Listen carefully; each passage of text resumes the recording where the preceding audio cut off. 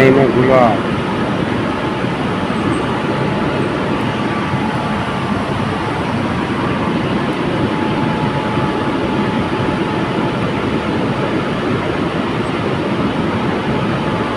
એનો આકાર જુઓ, કેવો જો આકાર શું લખાય છે જુઓ, ગુલાબમાં શું શું લખાઈ જાય છે જુઓ. હિન્દુ માટે લખાય છે, મુસ્લિમ માટે લખાય છે, દરેક હિન્દુ મુસ્લિમ સાથે લખાય છે. અલ્લાહ અકબર લખાય છે, જય માતાજી લખાય છે. જોઈ લો, ઓમ નમઃ શિવાય લખાય છે.